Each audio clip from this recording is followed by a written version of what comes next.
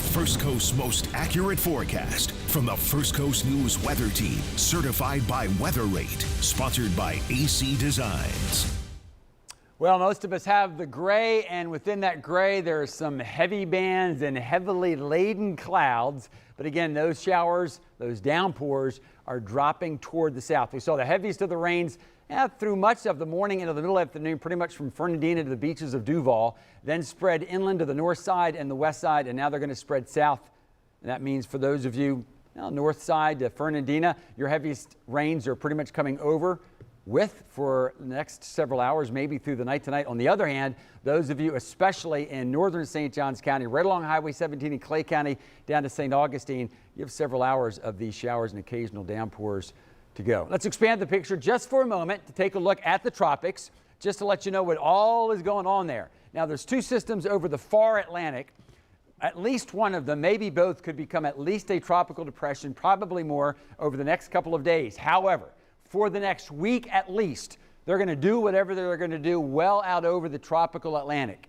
Here is Francine, unfortunately going to become at least a Cat 2, but that's headed toward Louisiana. So we'll keep you updated for the tropics, but at least for the next 7 days, that's not a concern for us. Our main weather concern continues to be the wet front that arrived last Tuesday, and although it's going to be, well, continuing to move south to north, it's going to continue to be the main event. But if you're doing some traveling, let's just follow where the damaging winds will be as forecast. Think New Iberia to the western suburbs of New Orleans. That would be late Wednesday into early Thursday. We'll go into the larger picture because after Francine, again, not a hurricane yet, but we expect Francine will become a hurricane over the next 12 hours, then become a Cat 2, make landfall over central coastal Louisiana. But then as it heads to the north, for those of you traveling, although winds will no longer be a problem, flooding rains, think Little Rock, Memphis, and St. Louis. Here's another way to look at it, but now focus on the first coast. So here is our wet front. Our wet front is briefly dropping to the south.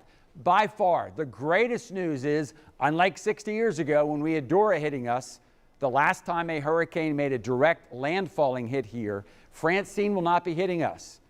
So that's the good news, right? Bad news for our folks in Louisiana and then points northward. However, as Francine heads northward, then the front that had headed south and will through tomorrow will begin to lift back to the north. And that's why if you're wondering when our next weather impact alert day will be, probably Wednesday. Now, I'm not saying tomorrow's going to be a perfect dry day. There'll still be some showers around, but more sun. And I think overall you're going to call Tuesday a lull compared to what we've had and then what we're going to have on Wednesday and probably into Thursday and probably into Friday. Now, if you have to get some outdoor work done Wednesday, Thursday, or Friday, I think Wednesday will be the day of the most widespread heavy rain.